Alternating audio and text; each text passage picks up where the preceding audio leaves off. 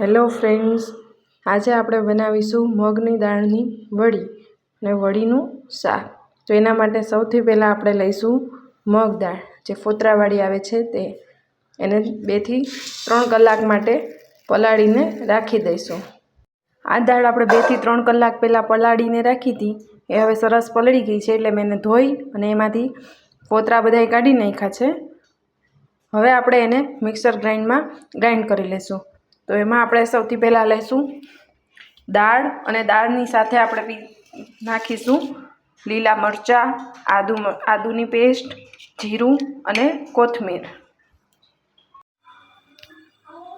આ રીતે આપણે બધી જ દાળને પીસીને તૈયાર કરી લીધી છે। હવે આપણે એમાં નાખીશું મસાલા।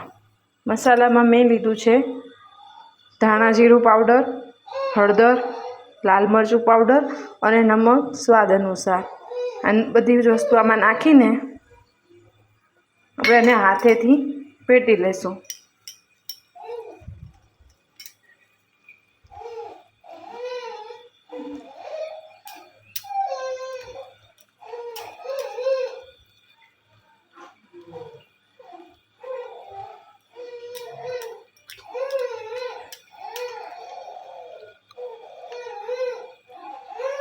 તેલ ગરમ થઈ ગયું છે, એટલે આપણે એમાં આ જે મિક્સર તૈયાર કર્યું છે એમાંથી નાની નાની વડી છે ને તેલમાં નાખીને તળી લેશું।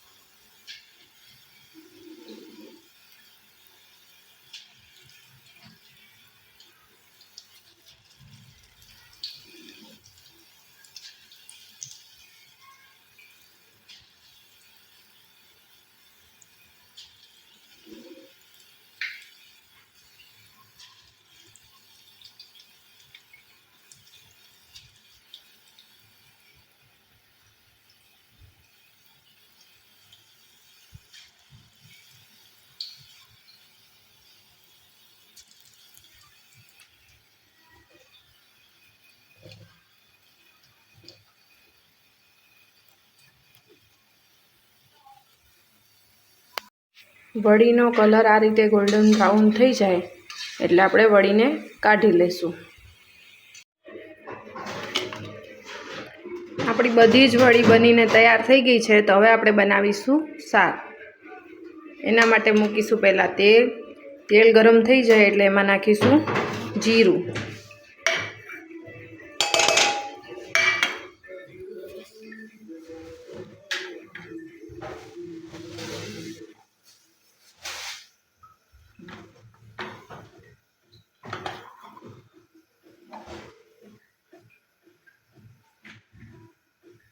જીરું તતરી જાય એટલે એમાં આપણે નાખીશું ઓનિયન, જે બારીક કટ કરીને રાખેલી છે તે।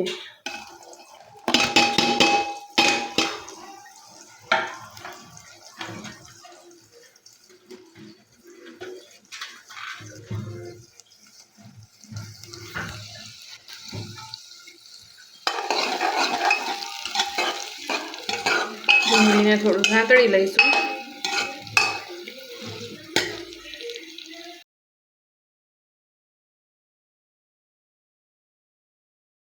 ડુંગળી આ રીતે ગોલ્ડન બ્રાઉન થઈ જાય એટલે હવે આપણે એમાં નાખીશું ટમેટાં। મેં આમાં 3 મોટા ટમેટાને પીસી લીધા છે તે નાખ્યા છે.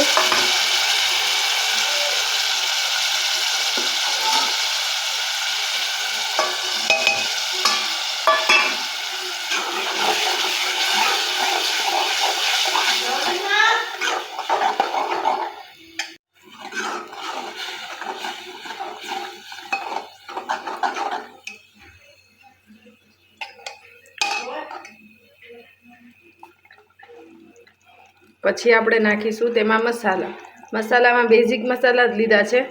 ધાણા જીરું પાવડર, લાલ મરચું પાવડર, હળદર અને નમક સ્વાદ અનુસાર.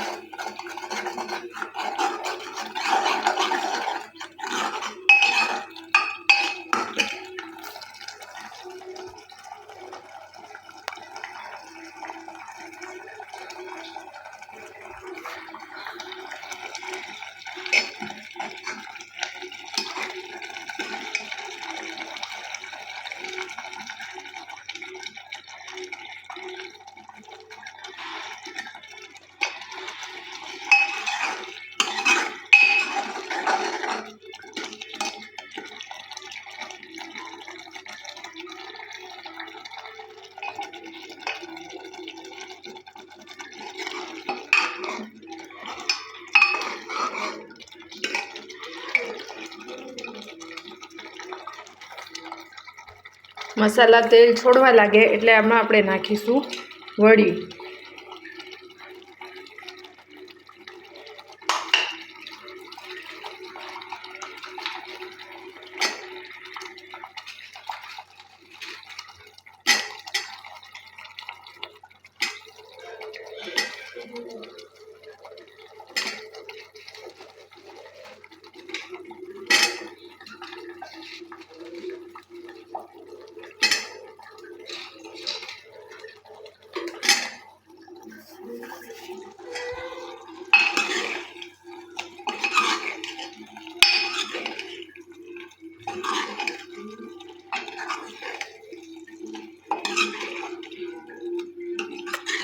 પહેલાં વળીને ગ્રેવી સાથે સરસ મિક્સ કરી લઈશું અને પછી તેમાં નાખીશું પાણી.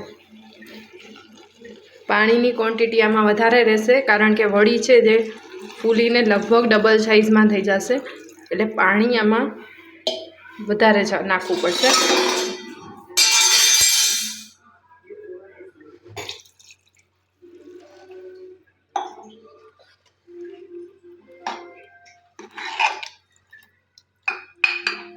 પછી આપણે આને 3 થી 4 મિનિટ જેટલું 1 કે 2 ઉકળાવે 2 વાર ઉકળે એટલી વાર રાખીને પછી શાકને નીચે ઉતારી લઈશું અને ઉપરથી કોથમીર નાખી દઈશું.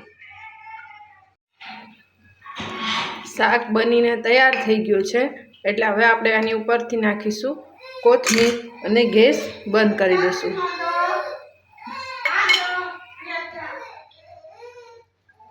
શાક બનીને તૈયાર થઈ ગયું છે તો હવે આને આપણે બાઉલમાં કાઢી અને ગરમા ગરમ રોટલી સાથે સર્વ કરીશું. તમને રેસીપી કેવી લાગી કમેન્ટમાં જરૂર કહેજો અને આવી જ નવી વાનગી જોવા માટે અમારી ચેનલને સબસ્ક્રાઈબ કરો. Thank you for watching.